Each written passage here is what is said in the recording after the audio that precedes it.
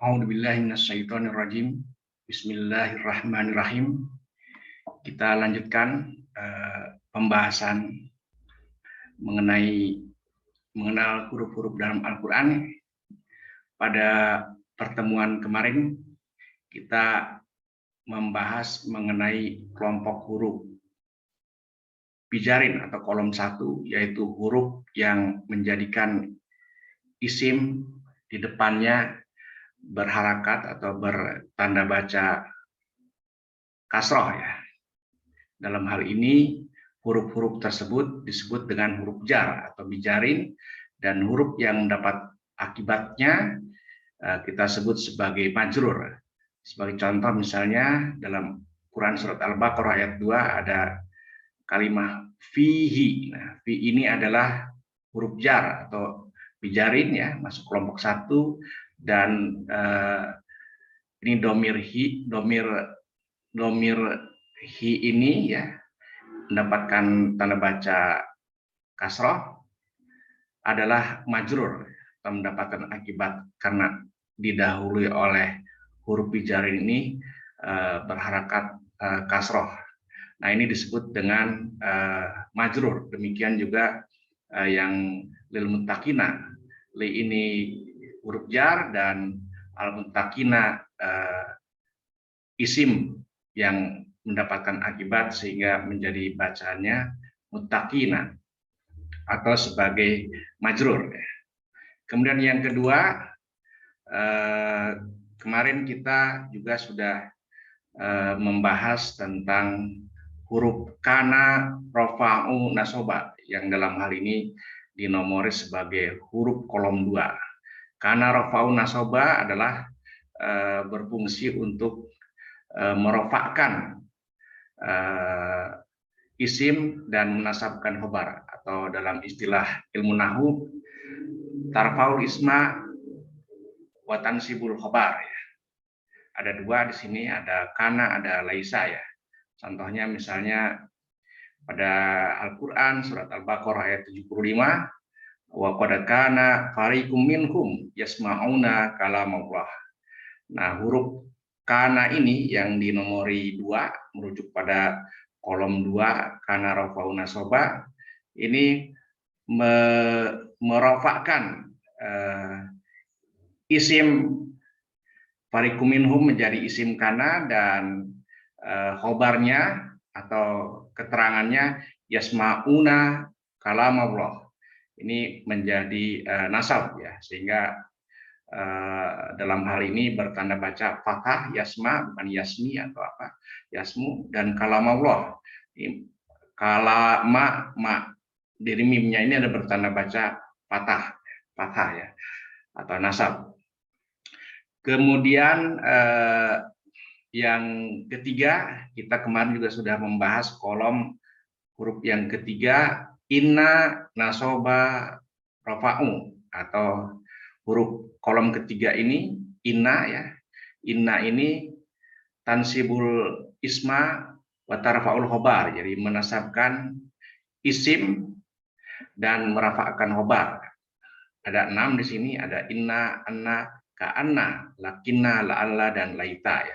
Contoh dalam Al-Quran surat Al-Baqarah ya, ini la'allakum tattaquna, maka la'allakum ini menjadikan domir kum sebagai isim la'alla atau isim inna, dan tattaquna ini sebagai khobar la'alla, dan rofa di sini tattaquna bukan tattaqina gitu ya. Kemudian yang berikutnya kita pada kesempatan ini akan membahas yang berikutnya, yaitu huruf kolom keempat. Huruf kolom keempat ini disebut dengan, ini istilah penomoran ini mengacu atau mereferensi pada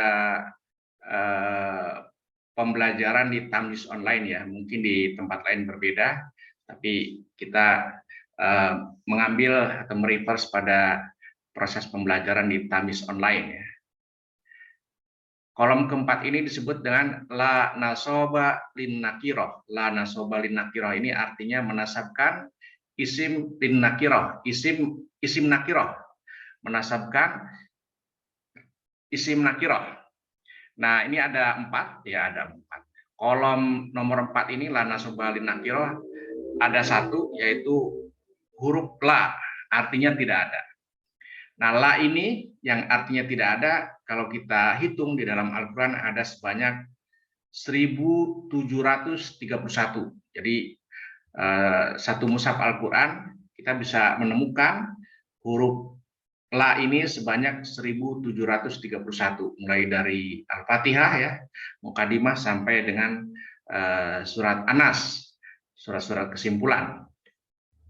Nah, contoh misalnya kita sudah membahas pada ini, sebenarnya sempat menyinggung atau membahas pada Quran surat Al-Baqarah ayat kedua, Dzalikal kitabu la raiba. Nah, la ini diidentifikasi sebagai la nasoba lin nakirah. Artinya dia menasabkan isim nakirah. Yang dimaksud isim nakirah itu raiba ya. Nah, ini kira-kira lawannya kalau di dalam ilmu nahwu itu ma'rifat ya. Jadi kalau ma'rifat itu sudah menentu, kalau nakirah itu sifatnya umum. Seperti misalnya dalam bahasa Inggris ada a book. Nah, a book itu sebuah buku misalnya. Tapi the book ada definite partikel, the book itu sudah mengacu atau sudah berarti bahwa bukunya adalah buku yang tertentu. Nah, keberadaan huruf la ini menjadikan isim di depannya berharakat nasab. Padahal secara umum biasanya isim itu tanda baca akhirnya ya, misalnya tanwin, domah atau kasroh gitu ya.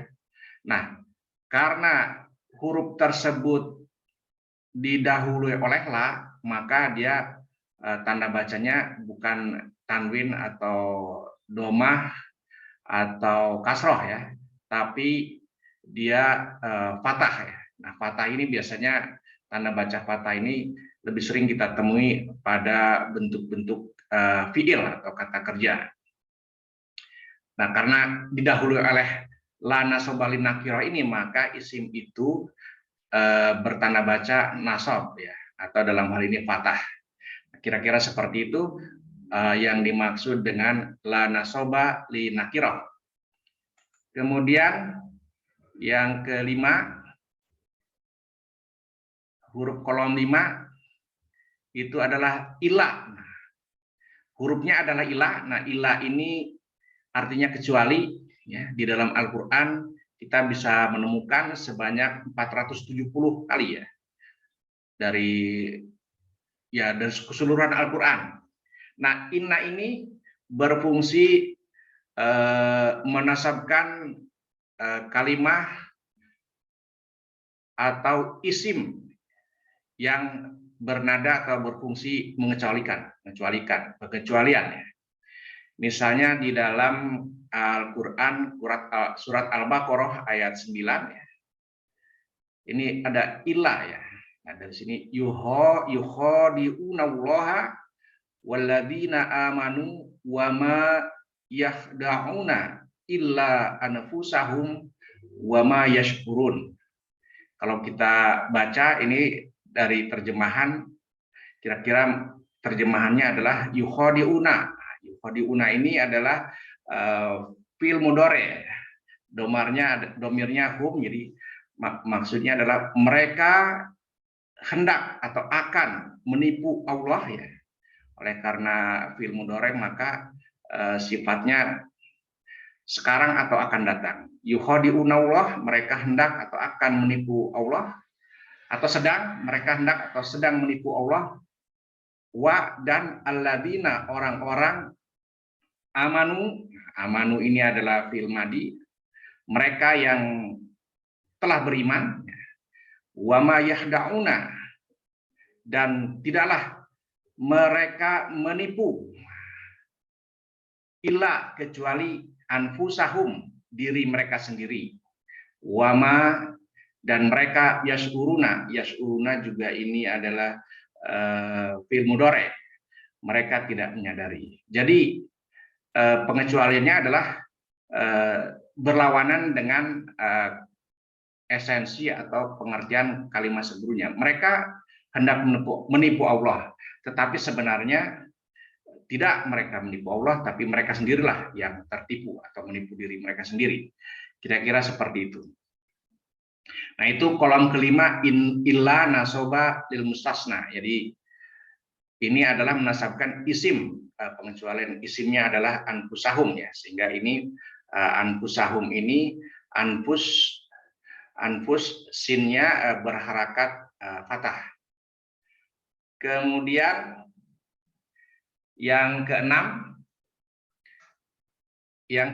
huruf kolom keenam ini adalah ya nasoba lil mudhof. Jadi ya ini huruf ya yang di dalam Al-Quran bisa kita temukan sebanyak 112, itu artinya wahai, diartikan wahai. Ini menasabkan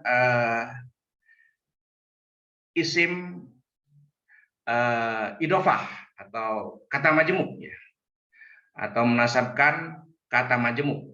Kata majemuk itu adalah kalau di dalam bahasa Indonesia misalnya rumah sakit ya, bukan rumahnya yang sakit, tapi rumah sakit itu adalah tempat untuk penyembuhan ya, proses penyembuhan bagi orang-orang yang sedang sakit.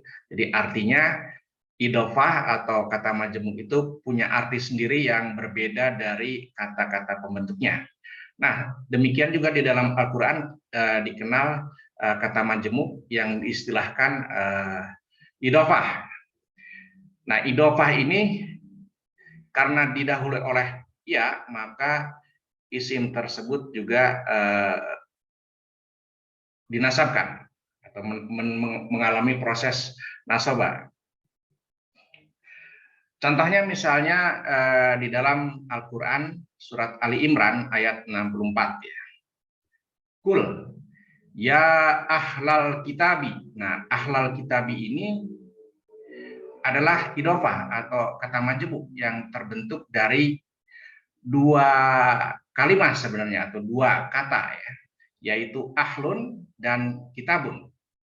Tapi karena dia didahului oleh ya, maka ahlun ini menjadi isim ya, menjadi isim yang bersama-sama dengan kitab al-kitabi sebagai kata majemuk ya.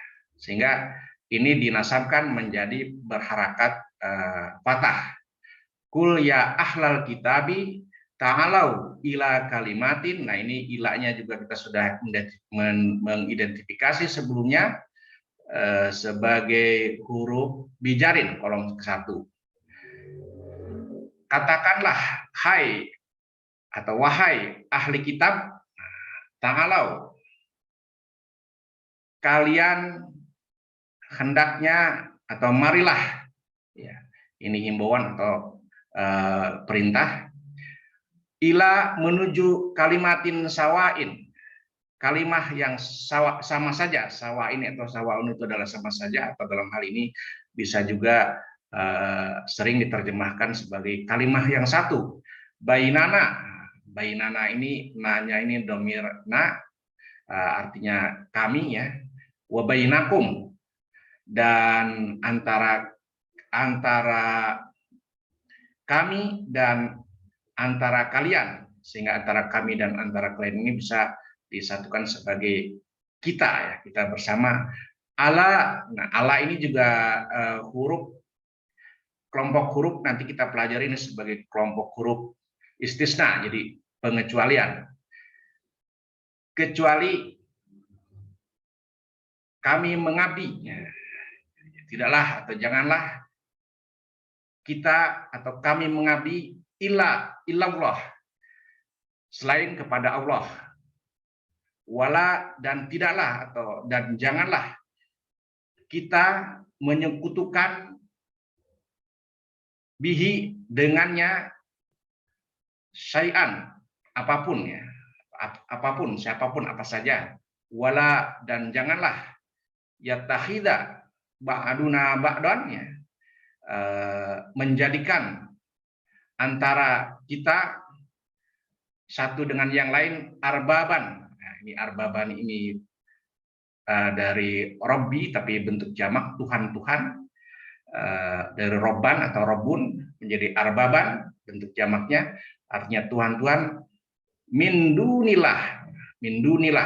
Nah, duni ini bisa diartikan sebagai isim yang artinya selain Allah, karena didahului huruf jar sehingga dia berharakat kasroh, min dunilah. Nah, kira-kira seperti itu. Jadi hari ini kita bisa mendapatkan tambahan 3 huruf ya. Yang pertama ya nasoba lil mudhaf yang baru saja kita bahas. Kemudian yang kedua ila ya, ila nasoba lil mustasna, dan yang ketiga adalah